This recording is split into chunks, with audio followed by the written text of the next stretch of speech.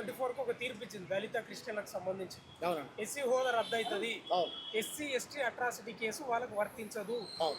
ఏం చెప్తారు దాని గురించి? ఇప్పుడు ఈ దేశంలో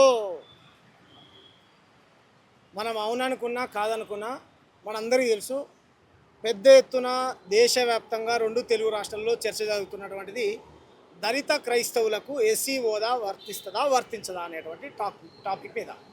ఇటీవల కాలంలోనే దళిత సంఘాల నాయకుడు, పెద్ద లీడరు, అందరి పెద్దన్నగా పిలువబడుతున్నటువంటి మందకృష్ణ మాదిగ గారు, మాల మహానాడు చెన్నయ్య గారు కూడా, మాలలు మాదిగ నాయకులు కూడా మేము ఈ సుప్రీంకోర్టు తీర్పును వ్యతిరేకిస్తున్నాం, ఖండిస్తున్నాం అనేటువంటి వ్యాఖ్యలు చేశారు.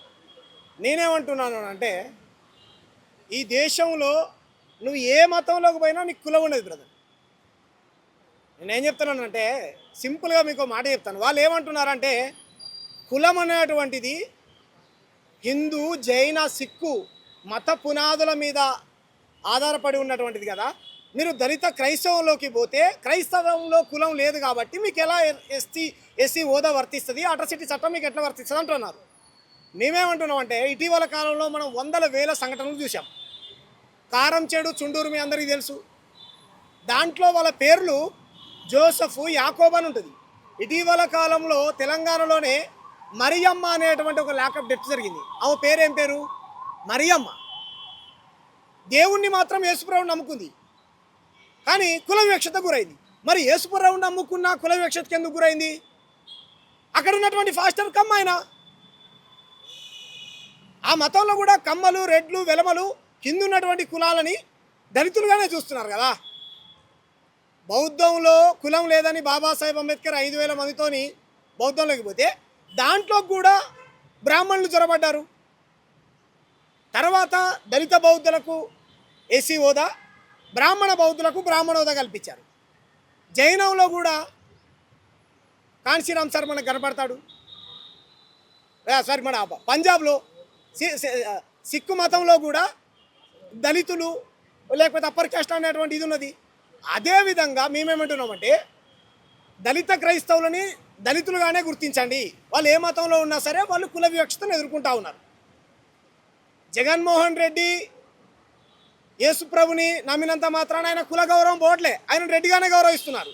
ఒక మాదిగ అయినో ఒక మాలైనో దేవుణ్ణి విశ్వసిస్తే ఆయనను మాత్రం నువ్వు ఏమంటారు, నీకు ఎస్సీ హోదా వర్తించదు, నీకు బీసీసీ సర్టిఫికేట్ తీసుకోవాలి, నువ్వు మైనారిటీ సర్టిఫికేట్ తీసుకోవాలని చెప్తా ఉన్నారు. మరి ఇదే హోదాని రాజశేఖర్ రెడ్డి కుటుంబానికి సంబంధించినటువంటి వ్యక్తులు, కమ్మ ఫాస్టర్లో, బ్రాహ్మణ ఫాస్టర్లో వాళ్ళకి ఎందుకు వర్తించదు? వాళ్ళు ఏ మతంలో పోయినా వాళ్ళ గౌరవం ఉంటుంది. మీరు చూడండి, రోమన్ క్యాథలిక్ ఉంటుంది, దాంట్లో అంతా అప్పర్ క్యాస్ట్లో ఉంటారు. సిఎస్ఐ చిన్న చిన్న ఇవి ఉంటాయి, బ్యాప్టిస్ట్ అని రకరకాల చర్చలు ఉన్నాయి. దాంట్లో అప్పర్ క్యాస్ట్లు ఉన్నారు, ఈ కింది కులాల వాళ్ళు ఉన్నారు. దాంట్లో కూడా వివక్షత ఉన్నది. ఎక్కడ దాకా ఎందుకు?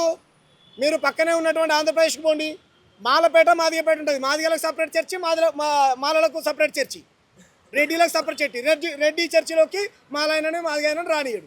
ఇది వివక్షతే కదా బ్రదర్? ఇది వివక్షతనే కదా? భారతదేశంలో నువ్వు ఏ మతంలోకి పోయినా కులం నిన్ను వెంబడిస్తూ ఉన్నది, అంటరానితనం నిన్ను అంటుకుంటా ఉన్నది, వాళ్ళ కుల వివక్షతను గురవుతూ ఉన్నది. కాబట్టి మీరు చెప్పండి. కాబట్టి దీన్ని 1-2 సార్లు మేధావులే కానీ, వివిధ ప్రజా సంఘాల నాయకులే కానీ, రాజకీయ పార్టీలే కానీ ఆలోచించాలి. నేను నా దాకెందుకండి, ఆంధ్రప్రదేశ్లో చంద్రబాబు నాయుడు అసెంబ్లీలో మాట్లాడాడు, దళిత క్రైస్తవులకు ఎస్సీ హోదా కల్పించాల్సిందే, దానికోసం నేను కొట్లాడుతా అన్నాడు. పలుమార్లు పవన్ కళ్యాణ్ గారు, సనాతన ధర్మరక్షకుడిని నేను చెప్పుకున్నటువంటి పవన్ కళ్యాణ్ గారు కూడా అవునండి వాళ్ళు దళిత క్రైస్తవులని ఆయన కూడా మాట్లాడాడు. కేటీఆర్ గారు, నాకు ఫ్రెండ్ ఉన్నాడు, వాడి పేరు ఏదో సందర్భంలో మాట్లాడు, మీ అందరికీ కూడా తెలుసు. ఇలా అందరికీ తెలిసినప్పటికీ కూడా దళిత క్రైస్తవులకు ఎస్సీ హోదాను ఎందుకు దూరం చేయాలనుకుంటున్నారంటే, వాళ్ళు దళితులు ఈ దేశంలో ఇంకా అణచివేతకు గురవుతూనే ఉండాలి. సింపుల్, నేను చెప్తా బ్రదర్, దళిత క్రైస్తవులు ఎవరు కావాలని పోరు. వందల వేల సంవత్సరాల నుంచి బైబుల్ని ఏ మతంలో రాశారు? హిబ్రూ భాషలో రాశారు. హిబ్రూలో నుంచి ఇంగ్లీష్ వాళ్ళు ఇంగ్లీష్లోకి ట్రాన్స్లేట్ చేసుకున్నారు, ఖురాన్లోకి ట్రాన్స్లేట్ చేసుకున్నారు. భారతదేశంలో ఉన్నటువంటి మన తెలుగు ఉన్నది, తమిళ్ ఉంది, బెంగాలీ ఉన్నది, ఒడిశా ఉన్నది, మాతృభాషలోకి ఎవరు ట్రాన్స్ఫర్ చేశారు? మా అయ్యకు మా వాళ్ళకి ఏమైనా చదవచ్చా? మా అమ్మకి క్యాస్ట్ సర్టిఫికేట్ ఎట్లా తీసుకోవాలో రాదు. బైబుల్లో ఏముందో చదివి ఆమె ఎట్లా స్వార్థాన్ని ప్రచారం చేసి ఉంటుంది? కుల వ్యవస్థలో కింద కింద ఉన్నది, ఆమెకి ఎక్కడికి పోవాలో తెలియదు. మా వాళ్ళు మా తాతలు మా అయ్యలు అట్లనే పోయారు. కాబట్టి చదువుకున్న తర్వాత మేము ఇవన్నీ క్వశ్చన్ చేస్తూ ఉంటే ఈరోజు మా పునాదులు ఎక్కడ కదులుతాయో అనేటువంటి ఉద్దేశంతో పర్టికులర్గా దళితుల మీద దాడి చేస్తూ ఉన్నారు. మీరు చూడండి, మేము గిరిజనులకు ఇచ్చినటువంటి ఆదివాసులకు గిరిజనులకు ఎస్టీలకు ఇచ్చినటువంటి తీర్పు, గిరిజనులు ఏ మతాన్ని ఆచరించినా సరే వాళ్ళకు గిరిజన యాక్టే వర్తిస్తుంది. ఎందుకంటే వాళ్ళు కొండ ప్రాంతంలో ఉంటారు, వాళ్ళు ఒక సపరేట్ తెగ అనేది. వీళ్ళు కూడా అన్టచబిలిటీస్ కదా, ఏ మతంలో పోయినా కుల వివక్షతను ఎదుర్కొంటూ ఉన్నారు కదా. కాబట్టి వీళ్ళను కూడా అదే విధంగా గుర్తించండి అనేటువంటిది మా వాదన. నెంబర్ 1, మీరు నిజంగా క్రైస్తవ మతాన్నే లేకుండా చేయాలి, క్రైస్తవం లేదనుకుంటే మీ మతంలో కులం ఉన్నది, దాన్ని సంస్కరించుకొని మమ్మల్ని కూడా కృష్ణుడు చెప్పినట్టు అన్ని గుళ్ళల్లో పూజారులను చేయండి. వందల వేల సంవత్సరాల నుంచి మీరే పూజారులు ఉన్నారు కదా.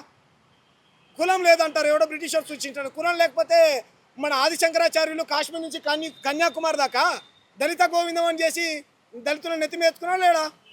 మంత్రం చదివితే దేవుడు పారిపోతాడంటే అలా ఎలా పారిపోతాడని రామానుజుల వారా ఆదిశంకరాచార్యులు దళిత చెవులో మంత్రాన్ని చదివి వినిపించాడు. ఇప్పుడు పోలేదా దేవుడు అన్నాడు. వాళ్ళ కాలంలో కులం లేదా? ఉన్నది కదా, వాళ్ళే ఒప్పుకున్నారు కదా కులం ఉందని. స్వామి వివేకానందుడు కులం గురించే మాట్లాడు, బాబాసాహెబ్ అంబేద్కర్ కులం గురించే మాట్లాడాడు, మహాత్మా పూలే కులం గురించే మాట్లాడాడు. ఇలా దేశంలో ఉన్నటువంటి చాలామంది సంఘ సంస్కర్తలు అందరూ కులం గురించే మాట్లాడారు. కాబట్టి ఈ దేశంలో నువ్వు ఏ మతంలోకి పోయినా కులం నిన్ను వెంబడిస్తూ ఉన్నది. కాబట్టి ఎస్సీలని దళిత క్రైస్తవుల్ని దళిత క్రైస్తవులుగానే గుర్తించాలి.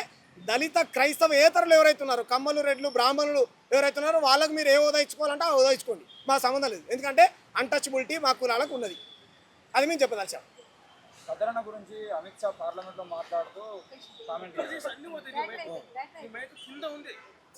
సరే అక్క పెట్టుకో, సరే పెట్టుకో, జాగ్రత్త అన్ని కింద పడదు.